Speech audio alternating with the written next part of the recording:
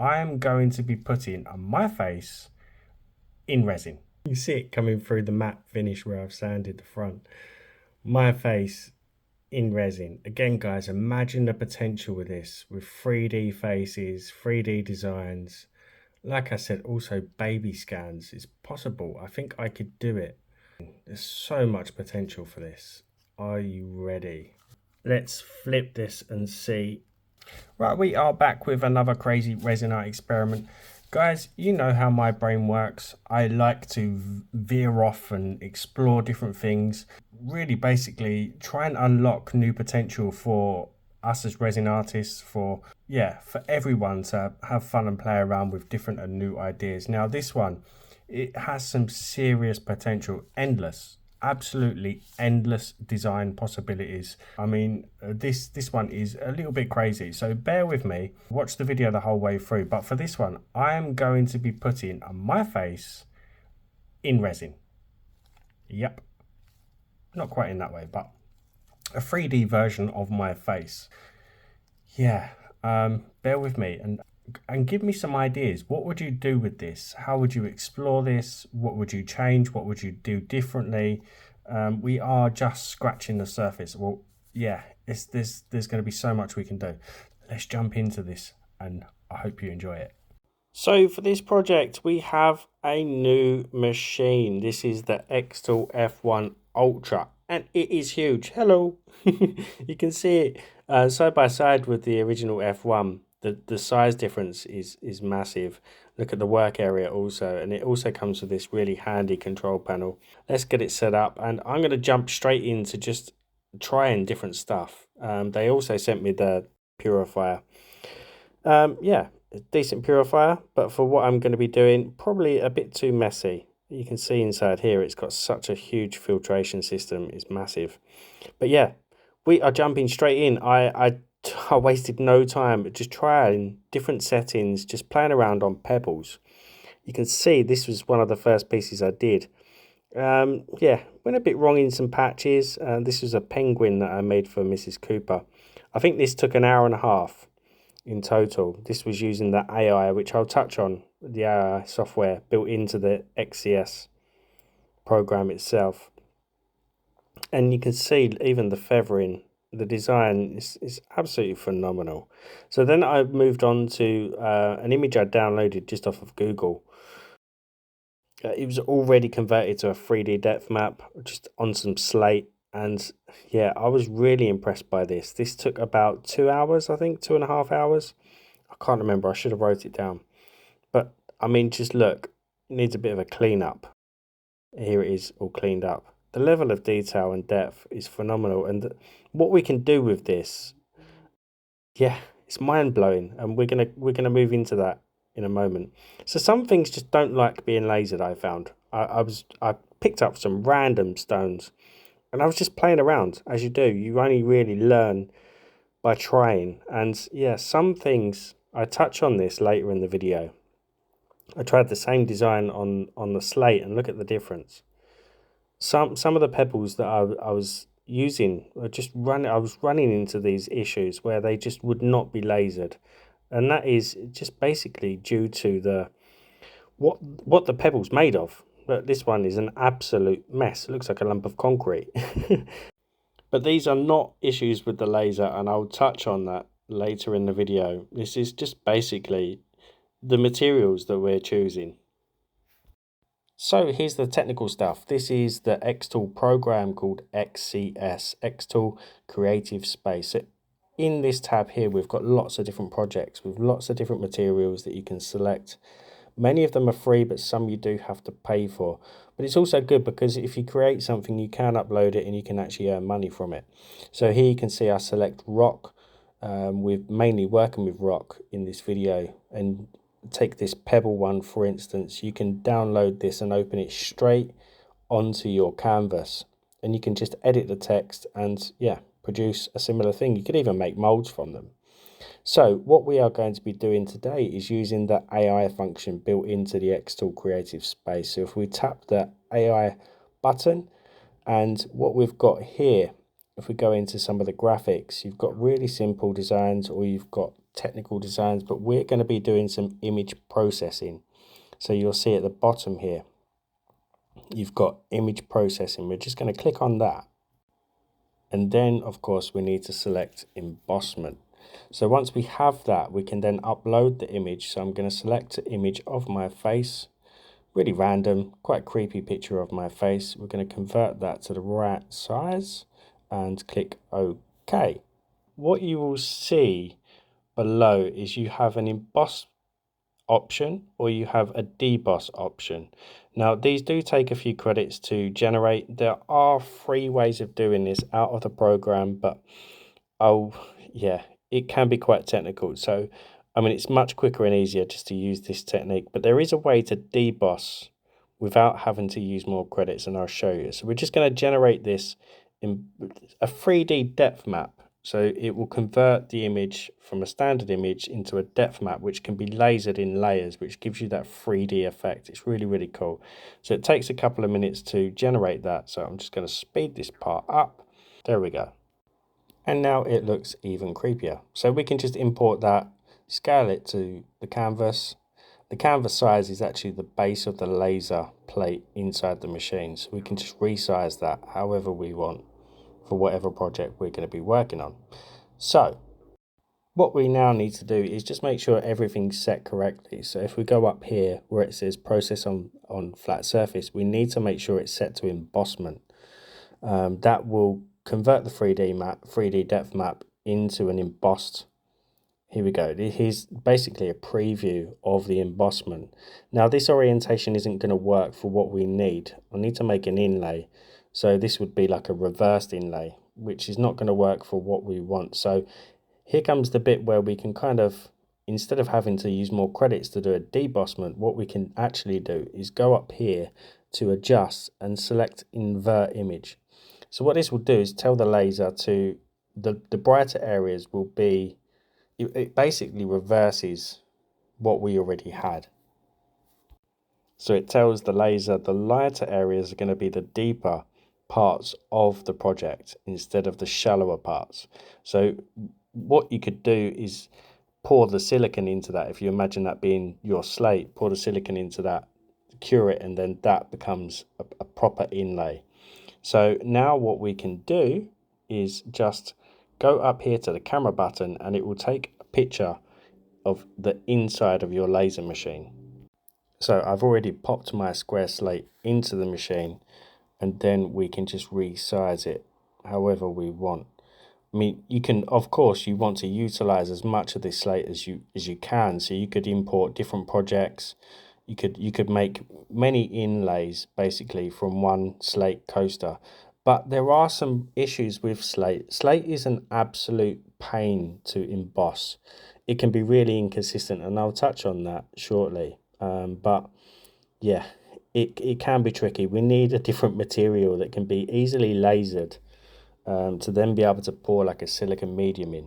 So I'm going to take another picture with a cabochon already made next to the image, so I can get a kind of idea on size, so I know that my inlay is going to fit inside my resin mold. So I'm just readjusting the picture. Of course, I'm going to take the resin cabochon out afterwards because I don't really want to keep that in there. So then once I'm happy with that, I remove the cabochon and just take another picture just to give you peace of mind that I've definitely removed it from the machine. There we go. So that's where I want it to be.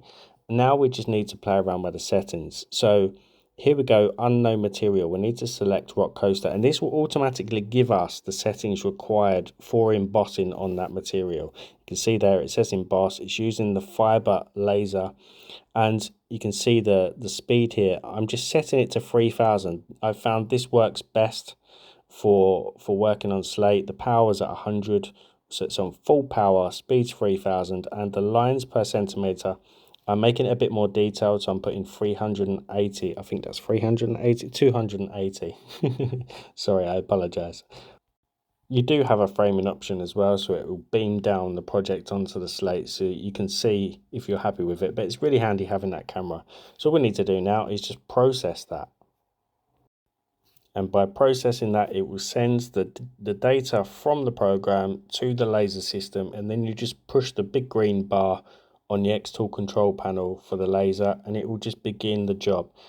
Depending on the size and the detail in the job, it can take anywhere from a couple of seconds to send that to the machine to maybe a minute. And there we go, we just click start.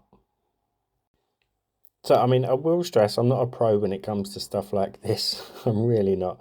I did run into quite a few issues with slate and stone, but again, I'll talk through that. I used the same settings for slate and stone projects that I did. So there you can see the countdown, 21 minutes. 21 minutes, it's not long at all. What you can do is you can actually minimize this window if you want to. Just on the top left corner here, you've got minimize, and that will hide the window. So you can open another project if you wanted to. To get back to it, just go up to the notifications and click it. So yeah, you can just minimize that, start a new project, and start working on a whole new design whilst your machine's lasering and doing its job for 20 or so minutes. So yeah, but we are going to wait for this to finish. So here is the hyperlapse of the final depth map being lasered into the slate. Now, I'm not going to lie to you, this was after several attempts, and again, I will explain this shortly. But yeah, this one, luckily, it went okay. So just beware. Embossing in slate is really, really hit and miss. And sometimes you don't know until it gets 15 minutes into the job. But yeah, there are telltale signs, and I'll touch on those shortly.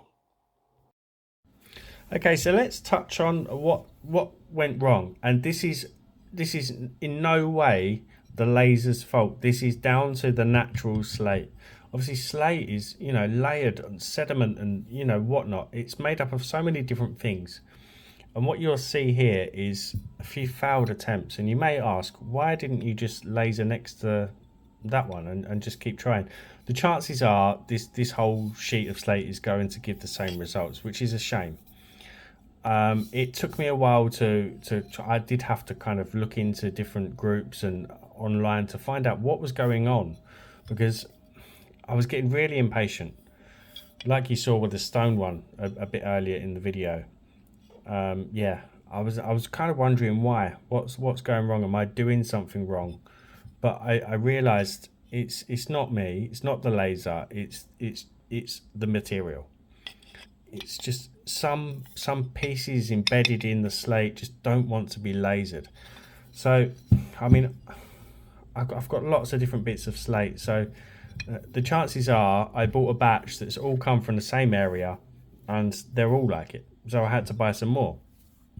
Now if you look at this bare piece of slate here, you'll see, I don't know whether you can see that, it's like a metal in the actual slate itself, and you can kind of see it from different angles. It will bounce light off. See there, it's like a glittery. Here it's quite heavy. So it's when the laser hits those kind of particles there, it just doesn't want to laser, and it causes these issues. So this is what I mean. We need something else that can be quickly lasered, that's not going to produce issues like this, because it can waste a lot of slate. So what I did read online is the darker the slate, the better. So I mean, I don't know how true that is. I mean, to me they all look the same, but I was glad to find I wasn't the only person having that issue. I mean, with these pebbles here, they didn't really want to laser. I don't know why, but obviously it must be something to do with what the pebble is actually made from. Well, the actual makeup of the pebbles or the stones. So just bear that in mind if you are going to be doing projects like this. You could get through some slate trying to get the perfect finish. And I mean, this is as perfect as I think I'm going to get. There are a couple, I don't know whether you can see them on camera, some really tiny little dimples, if that's what we want to call them. But I can pick those out using, I don't know, something sharp, like or maybe a file. I could work on those areas. But I'm really happy with this. The detail is really, really good. I think that's really going to pop, even the detail on the teeth. I could have made it a bit more detailed, but I think, you know, after all the trials and errors that I've gone through trying to get this far, I think we just need to move on. This was another one. It was so close, but there were just a few imperfections that I weren't happy with. So yeah, bear that in mind. Slate can be a pain to emboss on. It's perfectly fine to laser etch the surface, absolutely fine. It's when you're actually deep engraving and deep embossing that these problems can arise. And yeah, they're pretty stressful. Also, another thing to mention is the mess. If you're embossing on slate, I wouldn't advise using the air purifier, the smoke purifier for something like this. I would look into maybe, I think XTool have got a new direct air duct fan system that you can pop the outlet for a window, and it just extracts everything straight outside. I'd probably look into something like that instead of, because your smoke purifier is going to clog up really quickly with the dust that's created from these. So yeah, another thing to bear in mind. And also, as we saw with this, you could deboss this, but yeah, I would also bear in mind the thickness of your slate, because if you go too far, it's going to go through the slate. I was quite lucky with this one. It is very deep, but it didn't go through. So yeah, I mean, we could reverse this to make an inlay. So think any design you want, really. You can AI in the program itself. You can, the possibilities are absolutely endless for this. So what I'm also thinking is we could go way beyond just pictures of somebody's face. What if we were to convert, say for instance, baby scan images? We could convert them and turn them into a depth map to laser, and we could make yeah, I mean, you could even polymer clay inside this, and these can withstand heat, so you could bake that with the polymer clay in to create unique custom pieces. And the good thing about this as well is you can reuse it over and over again as a master. You could do lots of different designs on there. But yeah, I'm thinking like baby keepsakes. So many possibilities that we could do with this to making resin art inlays. It's phenomenal. So here it is all cleaned up. So I've got some options. I could mix up some liquid silicone, pour that in and wait a day for it to cure. I could potentially use a liquid latex. There's a few different things that we could use, maybe a putty silicone. What I'm going to try is, you've seen me use this stuff before, it's called Oyumaru. You basically heat this up in some hot water and it becomes like a Play-Doh-y kind of consistency. I'm going to just push that inside the cavity and just let it cool down, so then I've got an instant inlay. And the good thing about it is that if it goes wrong, I could just reheat it, do it again. I could, yeah, just reuse it over and over again for different inlays. But if you want a permanent inlay that you can just reuse over and over again, use a two-part silicone. So I've just heated some of my Oyumaru, and you can see just how malleable that is now. So I can just tear off some of this, smooth it out a bit, and then apply that. Might be a bit too much. I can cut off excess afterwards, it doesn't really matter. I'm just hoping it picks up the detail. And then really push that into the design all over. I don't know whether I should have used the release spray, maybe, because it's a matte design. It could stick. I'm just going to use a paint bottle to just flatten that down, really push that in, and then just let that cool down. Hopefully it comes out in one piece. We'll find out. Okay, I don't know if it's cooled down enough. We are about to find out. Oh, that's coming out quite easily. So you can't really see it, but it has picked up the design really well. Just trim off the excess, and then we have an instant inlay that we can just melt down and use over and over again. And there we have it, a scary, rather scary Oyumaru inlay. I almost cut my own ear off like that. Who was that guy back in, I can't remember who it was now. Who was that guy that cut his ear off and sent it to his ex-partner? I can't remember. Let me know in the comments. But yeah, we now have an inlay. What I'm going to do is dust this with a gold. Of course, there's so many different things that we can do with this.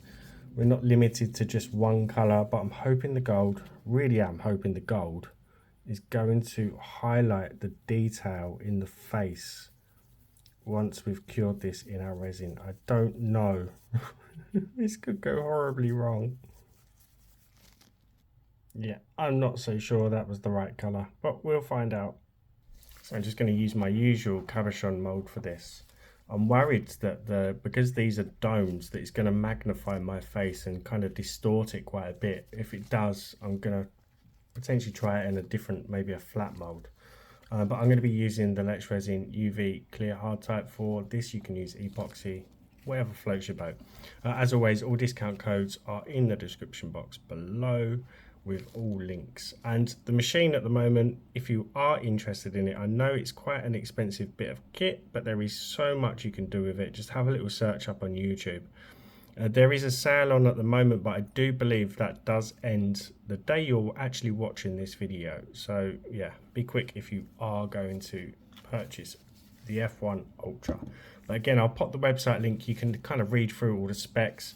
Again, I know it's expensive, but as we all know, these things become cheaper over time as well. So whether it's not going to be a purchase now, or maybe down the line, yeah, it's just the way technology evolves. Things do get cheaper. You might be able to pick it up a lot cheaper in a year or two. You never know. And what I also need to do is just give this a coat of resin just to make sure there's not going to be any trapped bubbles in the deeper areas like the mouth and the eyes. Now, just using my tweezers, I'm going to hopefully not submerge this underneath the surface of the resin. Just float it on top and then position it. Then I can cure that with my UV lamp. And out comes the base. I'm going to give that a couple of minutes. Now we can pop this out and let it cool down. You have to let this cool down because the Oyumaru is going to have melted a little bit. It's going to have really softened up. You can see there. So because the UV resin as it's curing generates quite a lot of heat, it's lowered the, what do you say? It's, yeah, it's melted. I was going to say lowered the viscosity. Has it? No, not really. It's turned it back into that putty like, so we need to let that cool down before we can peel it out. So that's had a good 20 minutes to cool down. I've already had a little pick at the corner. Should be able to peel this out, hopefully. If not, I can always make another one. It's not a problem if it breaks. It's not like I'm going to be making much using my face. As always, massive shout out to my channel members, anyone who's bought me a coffee or a super thanks, and to all our subscribers. Yeah, I could have waited a little bit longer for that too. Yeah.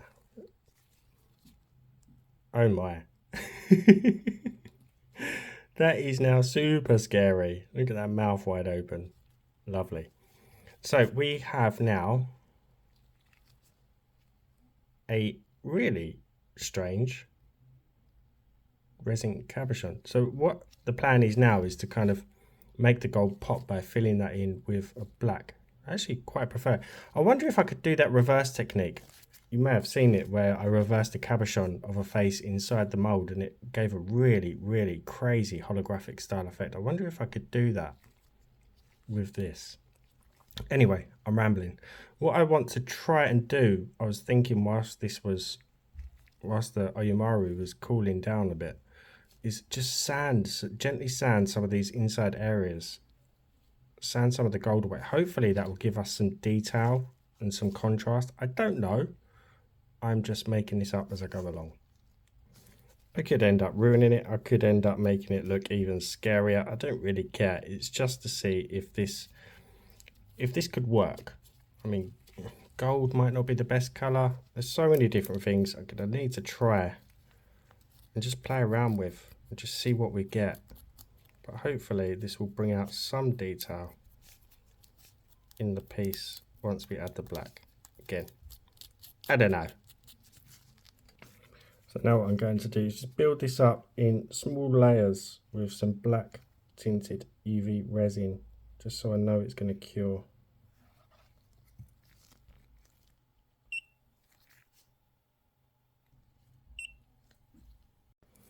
Okay, so that's had a few top-ups, quite a few, to bring that up.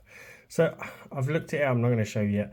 Really don't know what to do with the back to finish it off. So what I think I'm going to try is, again, the little windows, the Crowish films. I think what I'm going to do, you've seen me use these before, I'm going to very quickly cut that out, bond it to the back and then finish it off. And then I think I'm going to dip it just to hold everything in. Yeah, and hopefully that will kind of make the piece pop a little bit. Okay, so my face, you see it coming through the matte finish where I've sanded the front. My face in resin. Again, guys, imagine the potential with this, with 3D faces, 3D designs. Like I said, also baby scans. It's possible. I think I could do it. Baby scan pictures in resin. There's so much potential for this. Are you ready? I'm going to let that excess strip off first. Okay, let's flip this and see what we've got as the final finish. It's almost comic book style, those colours in the background. It's incredible. The detail is incredible. I'm not sure the gold was the right option. What I would definitely do differently next time is cut out the face and remove the shoulders, remove that area there and just have the face, because I think that just ruins that. And I think I need to play around with the eyes a bit with the editing, because I think it's where the pupils were black, it's kind of hollowed those areas out. But I mean, the mouth, the teeth, you can see in different light, can just, or maybe I should have sanded the beard hair a little bit more to bring that out, and the hair. But I mean, that is pretty incredible. 3D version of my face. I could do this on any size scale. I could play around with the depths. I really could do a lot with this. Serious potential for resin art. Had a little play around with these. I've seen lots of people do these brass coins, the engraving. This was a design that was like I showed you on the little tab where you can kind of download different projects and try them. This was one of the free ones. Now this, I kind of cheated, I sped this up, so there's not as much depth as there should be or could be. This took an hour and a half. The detail is phenomenal. If we were to, we could make molds from this also. Yeah, it's absolutely incredible. And these were just some brass coins I got off Amazon. And the good thing is you could do one design on one side and one on the other, and then just make two molds if you wanted to. Yeah, again, the possibilities, absolutely incredible. So I think this brings us to the end of quite a long experiment with this, going from just playing around on rocks to then thinking about what else could we do, like a personal touch to our work. Again, I know I keep saying this, but to be able to engrave any design, whether it's AI, your own design, and converting them into a 3D carving to then make an inlay out of is just, yeah, it's endless. So with this one, I just had a little play around with a couple of different colors of chameleon flakes. I need to really kind of work on what colors to use and where. Some miniature, you know, what do you call it? Miniature makers, artists, they could potentially color this to match a face. I mean, I haven't got the patience or the eye or the hand to be able to do that. But there is potential. I just need to work on these eyes a little bit more, I think. Yeah, I'm not too keen on this one, but this one, I think, yeah, the gold works, but again, I need to cut off that shoulder area and just have the face maybe a bit bigger as well. I'm glad it didn't distort the face too much. The nose is a little bit dodgy. Was that on both? Yeah, I think the software's kind of squished the nose down a little bit. Could have been a bit deeper, I suppose. But for kind of experimenting, I'm really happy with that. And the colours really, really pop in the background. Massive shout out to XTool as well for providing the equipment for this. There are going to be some other ideas coming up, so bear with me. I'm not going to flood you with, lots of XTool videos, but there will be more. But that is pretty insane. Converting my face into a piece of resin art. Not that I'm going to do anything with these guys. It's not like I'm going to go around wearing my own face in a pendant, but just gives you ideas and options, so, where technology and resin could go.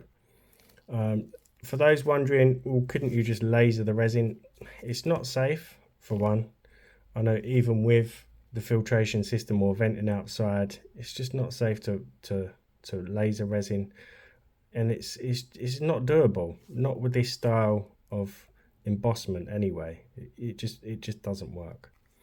So yeah, I hope you enjoyed that little experiment. I did, apart from the stressful moments with the slate, of course, but I'm pretty sure I'll be able to find something, a different medium that I can easily laser, maybe quicker, a lot quicker. It's only 20 minutes, but maybe there's something that we could do quicker, easier, without any risks of getting through lots of slate. And yeah, be able to make inlays a lot quicker. So what I also want to explore on is reverse. So like this one, for instance, I explained that it wouldn't work on the back of the resin, but it would work on the front. So if I was to pour some silicone in that and lay it inside the mold, then pour the resin over, when I demold it, the 3D design will be on the front. So do you remember those antique brooches that people used to wear with the faces in? I can't remember what they're called now. It's like a ceramic, I'm not sure if it's ceramic, jade, I'm not sure, but the faces were generally white and facing like a certain direction. I really can't, I should Google it quick, but I can't be bothered. I think we could do that kind of design by applying the lasered 3D inlay into the mold and then pouring the resin over and then peeling it off afterwards to give us that really cool design on the front. So there's going to be lots of things that I want to explore. I want to also try and somehow work out how to make an inlay that's oval shaped that just goes inside this, and then we pour our resin on and then we peel off the inlay afterwards, but I'm not sure how I'm going to do that yet. Let me know if you've got any ideas in the comments. But yeah, as always, thank you guys for watching the whole video, interacting with it. Drop me a comment, thumbs up, subscribe. It is free, and I will see you for the next one. Bye for now.